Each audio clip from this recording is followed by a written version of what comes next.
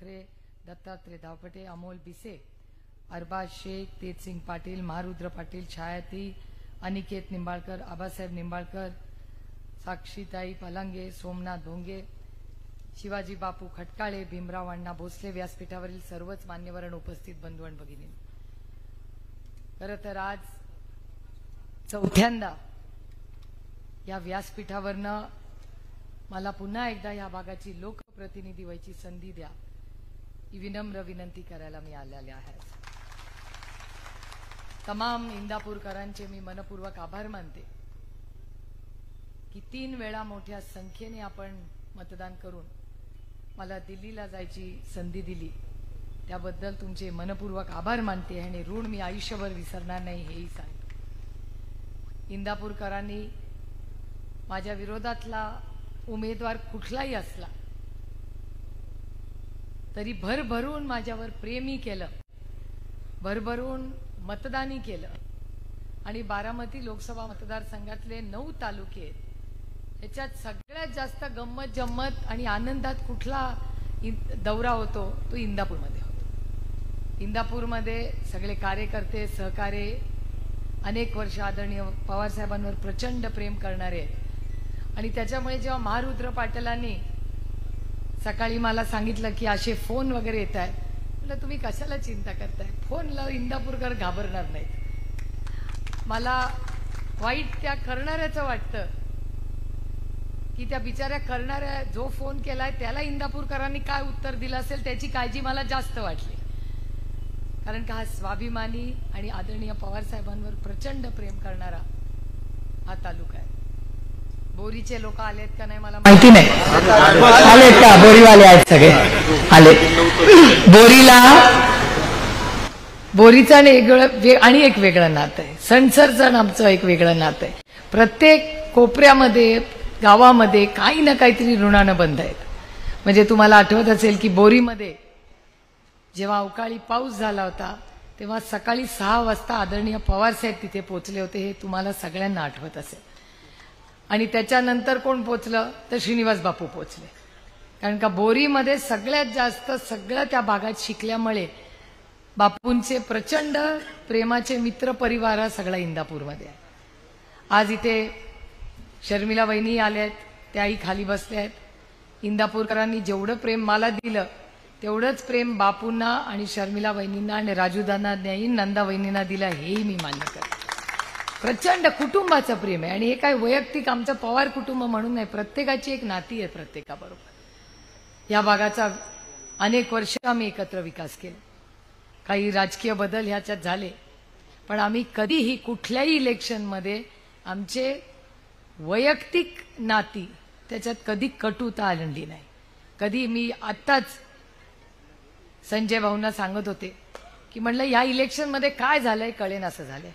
मी 3 election लढले, मागच्या वेळेस तर कुल कुटुंब माझ्या विरोधात लढलं, पण मी राहुल कुल आणि त्यांच्या बायकोचं मनापासून कौतुकही करते की त्या इलेक्शनमध्ये कधीही पातळी सोडून ना मी त्यांच्यावर टीका आणि त्यांनी तर केलीच नाही माझ्यावर टीका।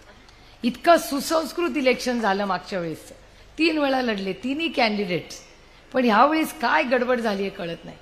कालच माझ्यावर टीका झाली कारण का मी रोहित आणि युगेंद्र पवार पहिल्यांदा प्रचार करतायत, आजोबाबर उभे राहिलेत, आत्याचा प्रचार करत फिरतायत। फिरता फिरता गावात 2 ठिकाणी त्यांचा रस्ता अडवण्यात आला। आता हा मुलगा लोकशाही पद्धतीने शांततेच्या मार्गाने पक्षाचा प्रचार करतोय, काय चुकलं त्याचं मला सांगा। आणि त्याच्यावर माझ्यावर टीका झाली की यांनी काय मागितलं तर यांनी मुलासाठी सिक्युरिटी मागितली। मला सांगा की तुमच्या घरातली आपल्या घरातली कुठलीही मुलं, आता तुमची मुलं काय माझी मुलं नाहीत, ही मुलं काय माझी नाही आहेत, तर ह्या कुठल्याही मुलावर जर कोणी हल्ला केला, त्याला दमदाटी केली तर त्या आईचा कोण विचार करेल का नाही? शर्मिला वहिनी आल्यात नाही ते पोराला दमदाटी होत असली तरी टीका करताना इतकी पातळी सोडावी, हे काय संस्कार आहेत? एखादा मुलगा युवा पिढीमधला प्रचार अतिशय साध्यापणाने करतोय आणि तुम्ही दमदाटी करणार। आज तर एका चॅनलवर मी बातमी बघितली की पवार साहेबांच्या सभेला जाऊ नका असं लोकांना चाललंय। मला त्यांना सांगायचंय हा हे इंदापूर तालुका आहे. इथे पवार साहेबांच्यावर प्रेम करणारे लोक इतके आहेत, ते तुमच्या फोनला घाबरणार नाहीत, तुमच्या धमकीला घाबरणार नाहीत. आता तुम्ही तुमचं बघा, कारण का कार्यक्रम इथे होणार नाहीये, करेक्ट कार्यक्रम तुमचा विधानसभेत होईल याची चिंता तुम्ही करा.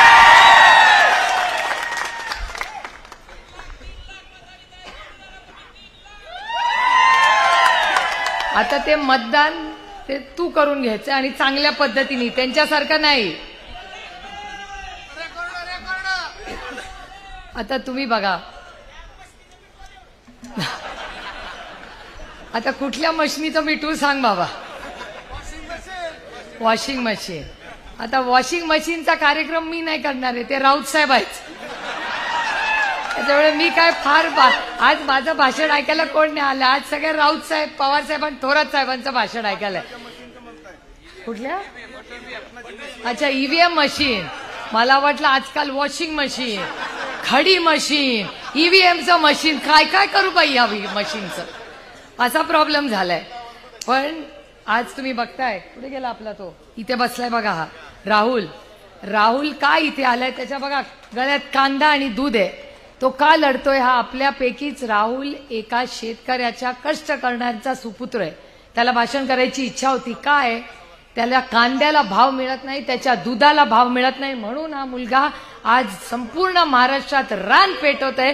कारण का त्याच्या वडिलांच्या कष्टाला भाव नाहीये, ना कांद्याला भाव आहे ना दुधाला भाव आहे. आता हे नाही का, 8 रुपये 10 रुपयांनी कांदा विकलाय.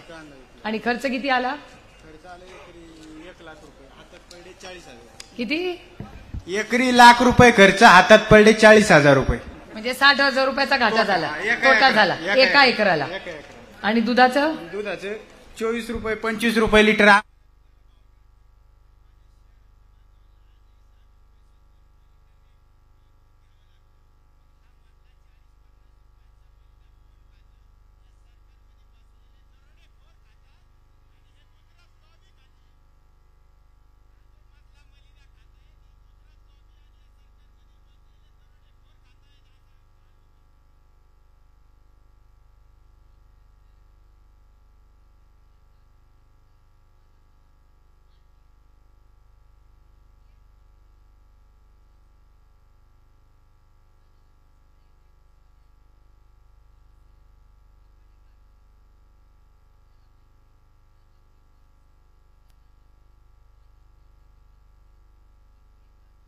चुकीची इथेनॉल पॉलिसी केल्यामुळे 300 रुपये जे तुमचे हक्काचे होते ते तुम्हाला कमी मिळणार आहेत. कुणाला पैसे मिळणार होते? शेतकऱ्याला मिळणार होते. कमी कोणी केले? केंद्र सरकारने केले.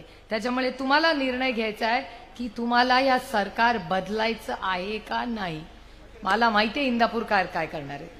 इंदापूरकर फार हुशार आहेत आणि फार स्वाभिमानी आहेत. त्याच्यामुळे माझा विश्वास आहे की बाकी कोणी काही बोललं तरी ह्या वेळी इंदापूरमध्ये जोरदार ही तुतारी वाजणार आहे, ह्याची मला गॅरंटी आहे.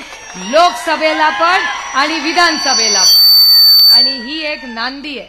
तुम्ही बघा, लोकांना वाटलं की पक्ष काढून घेतला, चिन्ह काढून घेतलं, आम्ही रडत बसू. आमच्या आजी शारदाबाई पवारांनी आम्हाला काय शिकवलं?